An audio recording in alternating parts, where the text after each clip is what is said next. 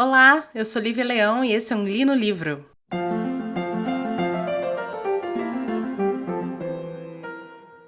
Então, geralmente eu termino um livro e gravo um episódio pra vocês, porque quando eu concebi o Li no Livro, era pra eu falar sobre os livros que eu estava lendo naquele momento, né? Então acabaria servindo também como um diário auditivo, né? Um áudio diário de leitura pra mim. Mas esse episódio em específico eu resolvi gravar sobre um livro que eu já li há muito tempo e que me veio à memória muito vivamente. É um livro que eu particularmente amo, eu já falei sobre ele aqui no podcast.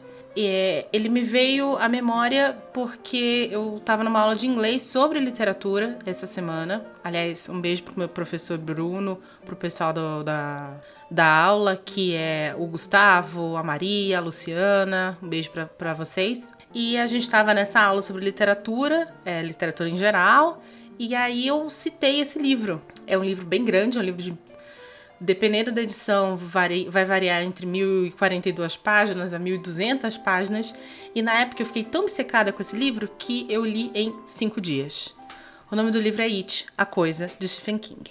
O Stephen King, ele começou a escrever esse livro em 78, ele terminou em 85 e ele publicou em 86. É muito comum o Stephen King, se você leu, por exemplo, sobre a escrita dele, que é um livro em que ele fala sobre a concepção dos principais romances dele e todo o processo criativo dele, você vai saber que é muito comum ele abandonar livros pela metade. Ele começa a escrever, vai para outro livro. É muito caótico isso na cabeça dele, mas funciona, porque quando o livro é muito bom, a história tem um plot muito legal, ele consegue voltar e consegue terminar e entregar coisas maravilhosas. Esse livro em específico, ele é um livro um pouco complexo na vida do Stephen King. Como eu falei, ele começou, escreveu, parou, voltou a escrever, mas é muito claro durante a narrativa que esse livro foi escrito no auge do vício que o Stephen King tinha em drogas.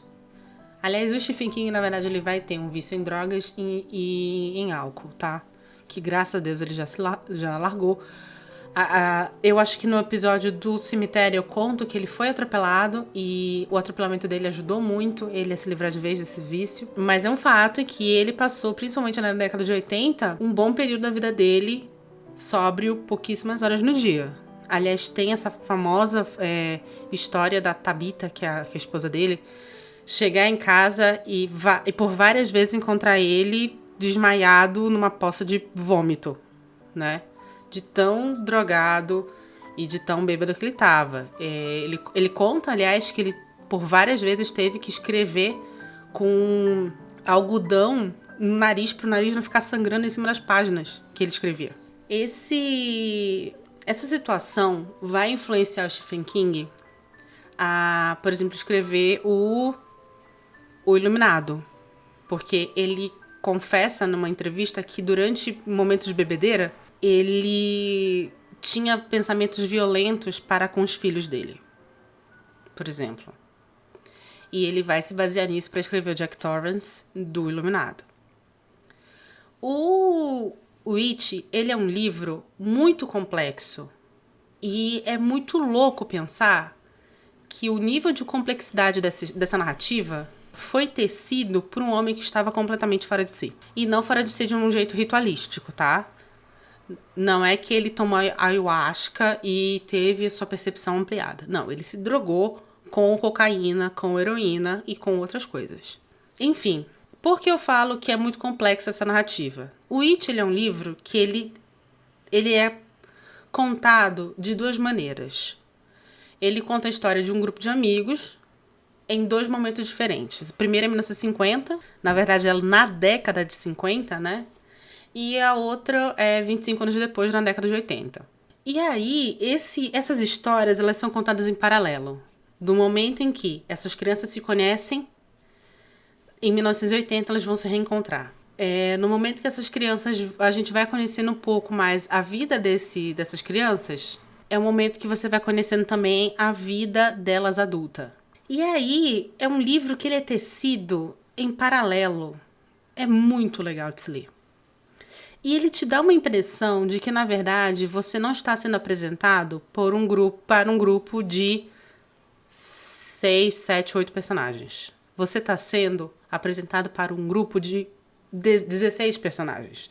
Você tem um dobro, porque como você conhece eles em fases diferentes da vida, ao mesmo tempo, é difícil você associá-los tão facilmente. Então eles se tornam, na verdade, 2 personagens distintos. Mas esse não é o brilhantismo desse livro. Esse livro conta a história de uma força maligna que chegou à Terra há muitos anos atrás, milhares de anos atrás, e se estabeleceu numa região. Nessa região, que é o Maine, o famoso Maine do Stephen King, nessa região vai nascer uma cidade chamada Derry, e essa cidade vai ser construída enquanto essa força maligna se fortalece. Então, na verdade, o brilhantismo dessa narrativa não é só transformar o mesmo personagem em 2, por estar contando esse personagem em momentos diferentes da sua história. Mas é transformar a cidade, a localização geográfica, em parte do mal, em parte do perigo e em parte do vilão do livro. Isso é muito brilhante. Outra coisa que eu acho fantástico nesse livro é uma obra de terror. Nós estamos falando de uma obra que fala sobre medo, que precisa tocar esse medo, esse sentimento dentro do leitor. E como é que o Stephen King faz isso? Ele faz isso de maneiras diferentes em relação ao período histórico que ele está contando. Essa criatura, ela se alimenta de medo. Então, ela tem como poder dela se personificar, se metamorfosear em algo que dê medo.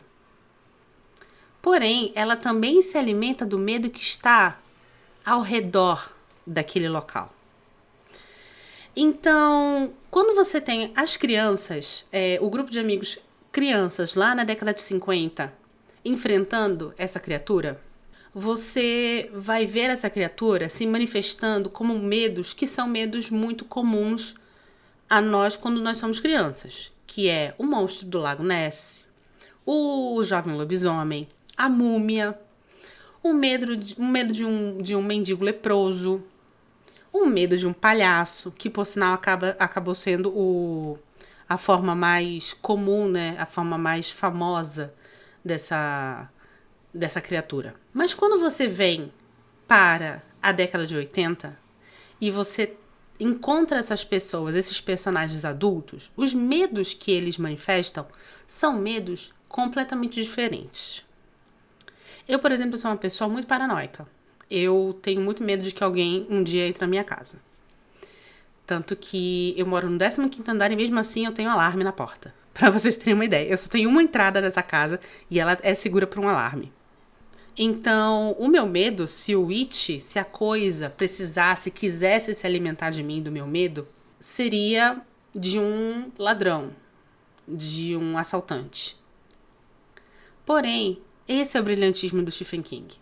Ele vai usar esse livro e esse poder dessa criatura para escancarar medos e maldades que ocorrem no dia a dia. Então você vai ter um casal de homossexuais sendo atacados por um grupo de homofóbicos. Você vai ter uma criança sendo espancada até a morte pelo seu pai. E é isso que realmente apavora nesse livro. E é por isso que existe um subtítulo no lançamento da minissérie. Esse livro virou uma minissérie na década de 90. E ela assumiu o subtítulo de It, a Coisa, Obra-Prima do Medo. E realmente é isso que faz esse livro ser uma obra-prima do medo.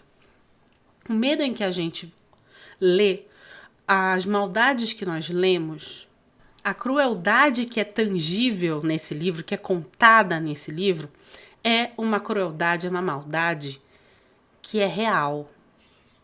Estamos em 2021, nós temos um caso de um menino que foi espancado até a morte. E a mãe sabe, pelo padrasto, né? Ele foi espancado pelo padrasto. Nós temos pessoas todos os dias morrendo porque são gays. Nós temos meninas, que é o caso da Beverly, que é uma das personagens principais, sofrendo assédio do próprio pai no livro. Isso, nós temos hoje em dia isso, em 2021. O livro começou a ser escrito em 78, lançado em 86, finalizado em 85. Então, assim, o medo que o Stephen King projeta no leitor é o medo real. E essa é uma das coisas que no episódio de O Cemitério eu deixei muito claro sobre por que eu amo tanto Stephen King. Os seus protagonistas, os seus personagens são pessoas normais. Ele não cai naquela velha história do escolhido. Ele não tem esse arquétipo do especial, de alguém especial que precisa enfrentar os seus medos para ir para um próximo patamar de evolução. Não existe isso dentro dos livros de Stephen King. O medo ele é tangível, o medo é palpável porque acontecem coisas que podem acontecer com o leitor. E cada um dos personagens que estão ali, e acho que é por isso que as pessoas tendem a gostar mais da narrativa que se passa em 1950. Porque as crianças que estão ali, elas vivem situações que são muito próximas da infância de todo mundo, inclusive de nós leitores, mesmo em 2021. Então, esse é o verdadeiro lance do medo. Existe Eu sou muito fã de filmes de terror, né? E tem uma coisa que eu já percebi que eu gosto muito de filmes de terror. O filme de terror que, na verdade, não explica de onde está vindo esse mal. O que me passa a impressão de que o mal está ali inerente à situação, está ali prestes a aparecer. O mal, ele é sistematizado dentro daquela sociedade. Eu gosto de filmes de terror assim. Que hoje em dia geralmente vem transvestido de filme de pessoa invadindo casa, filme de serial killer de estrada, né? Tem muito isso. Porque são coisas que a gente consegue entender. Entender não. São coisas que a gente consegue saber que sim são possíveis de acontecer. Stephen King te dá isso. Em 1985. Tá? O que é brilhante. Esse livro também acaba sendo uma porta de entrada para um universo muito mais complexo do King, que é um universo mais cósmico, que é um universo mais maluco, que é um universo que você vai ver em obras como a Torre Negra dele. Você tem citações de criaturas que existem no universo da Torre Negra. Então aí é quando o King começa meio que pirar na batatinha. É quando ele faz essa conexão com outro mundo, com o mundo mais fantástico dele, mas ainda assim a corda que o leitor está segurando para não se perder nesse mundo fantástico está amarrada em uma violência real. Existe um livro dele chamado Rose Madden, que é brilhante, é o meu segundo livro favorito dele, que conta a história de uma mulher que apanhava muito do marido, mas assim, apanhava, assim, ela era submetida a situações de violência física e sexual, assim, horrendas. Até que um dia ela resolve fugir. Ela resolve fugir e reconstruir a vida dela. Quando ela faz isso, ela compra um quadro. Olha, eu já fazendo revisão de outro livro aqui no meio desse. Ela compra um quadro. E esse quadro, ele vai se modificando conforme coisas na vida dela vão acontecendo. Inclusive, existe um momento do livro em que ela consegue entrar no quadro. E é isso que eu falo que é o bacana no King. Mesmo quando existe esse lado fantasioso muito forte, esse lado é galgado, ele é baseado em um lado tangível muito forte. O que é o suficiente e o necessário para criar uma empatia do leitor, para atingir o leitor no seu ponto fraco e dar medo ao leitor. Que é por isso que a gente vai ler um livro de terror. E ele faz isso de uma maneira muito fluida, tá? São 1.100 páginas muito fluidas, muito fluidas. Você vai ter a violência, você vai ter o abuso sexual, você vai ter a omissão, que é uma das maiores violências que o King mostra nesse livro. É quando pessoas estão pedindo desesperadamente por ajuda e as pessoas de Derry, da cidade, veem que aquela pessoa está precisando de ajuda e viram as costas e fingem que não viram nada. A omissão é uma das violências mais terríveis nesse livro, porque ela acontece de várias e várias e várias e várias vezes. Você tem situações bizarras de explosão e cabeças rolando que, no fundo, você encontra hoje em dia até em filme do Zack Snyder. O que dá medo realmente é essa omissão. É a ideia de que se um dia eu, que tô lendo aquele livro, me encontrar numa situação parecida e pedir ajuda, eu não vou ter. Eu não vou ter, porque as pessoas vão ser omissas. E a gente vê isso acontecendo todo dia. Porém, por mais que esse cara tenha conseguido atingir um patamar de narrativa incrível com esse livro, em termos de gênero terror, tá? Tenha criado personagens fantásticos, narrativas fantásticas, linhas temporais fantásticas, é impossível negar que talvez a falta de controle na criatividade do King no final desse livro tenha ultrapassado uma linha muito tênue do que seria aceitável ou não dentro dessa história. E para abordar esse assunto, que é um assunto que eu queria muito abordar nesse podcast, a gente vai precisar entrar numa zona de spoiler. Então, se você não quer saber como é o final de It, porque eu vou atacar exatamente uma situação no final desse livro, eu agradeço você ter me escutado até aqui. Compartilhe esse episódio se você gostou. A gente tá nos principais agregadores, no Spotify, a gente tá no Anchor, a gente tá no Google Podcast. Então, ajuda a mais pessoas me escutarem, mais pessoas saberem sobre livros legais, compartilhando esse episódio. Eu sou Lívia Leão, muito obrigada, esse foi o Li no Livro. Se você quer saber o final desse livro, por favor, fique comigo. Muito bem, o final do livro, ele se dá num grande encontro da galera lá, do Clube dos Otários, com o grande vilão, que seria a Coisa.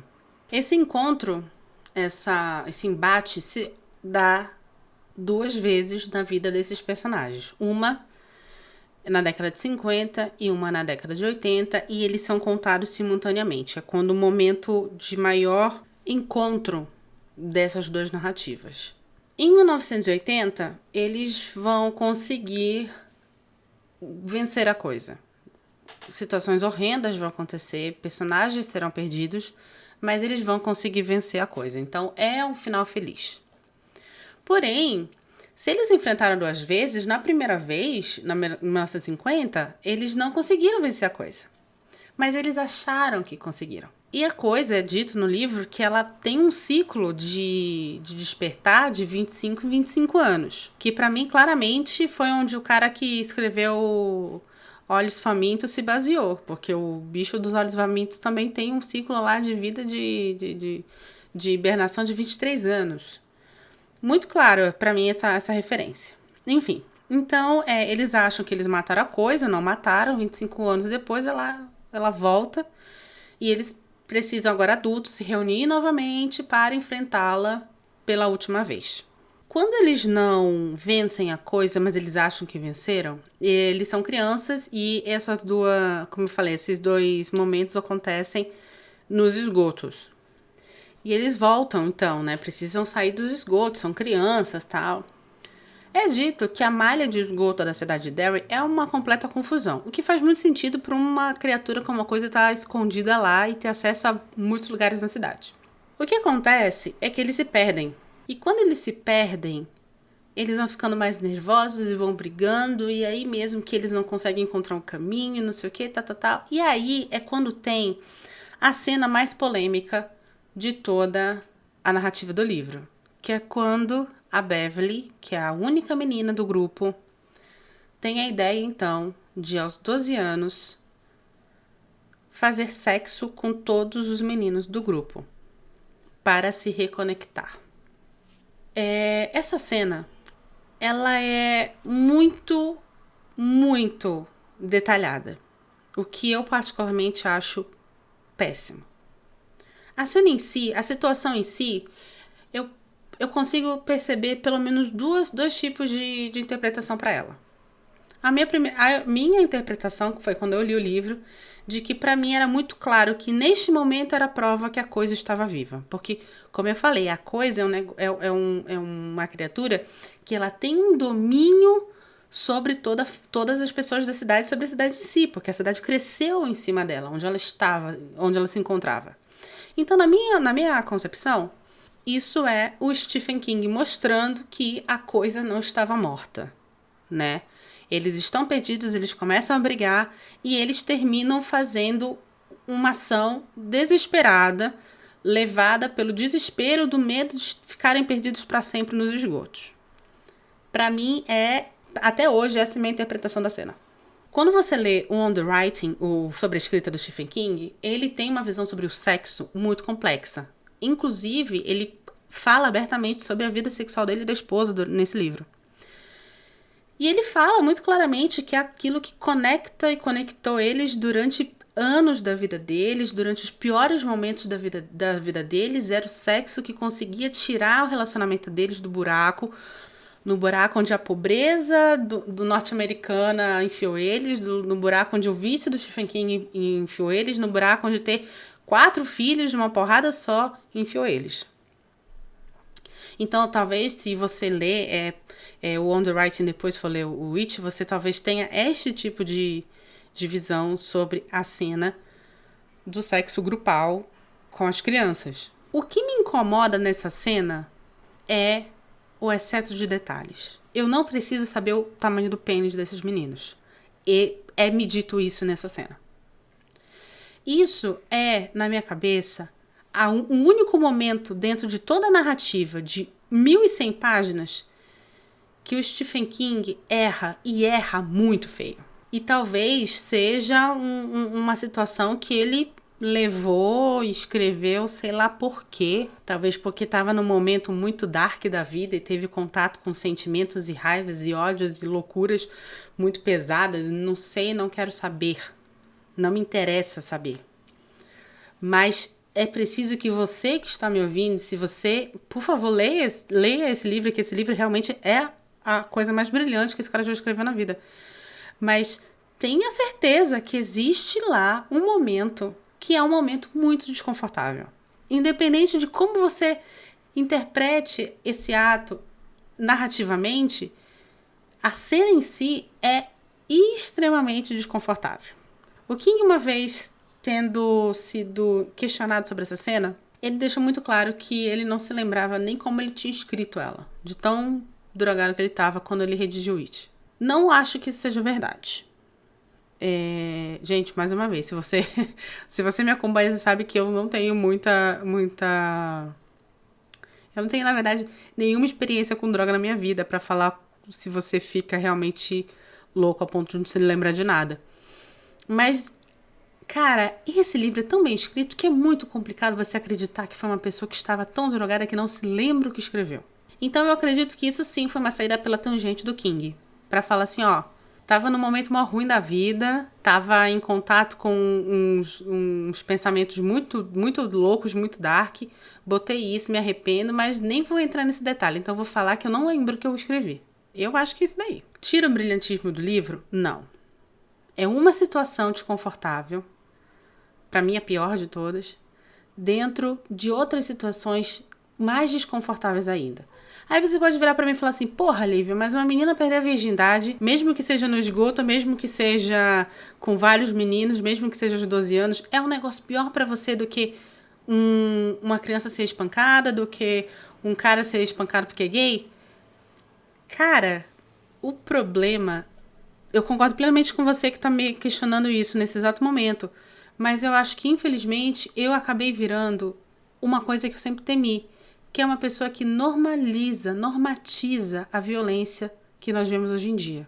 É aquele tipo de pessoa que vê o menino Henry, que infelizmente faleceu de uma maneira brutal e automaticamente pensa, mas cadê os meninos negros lá da favela que estão sumidos?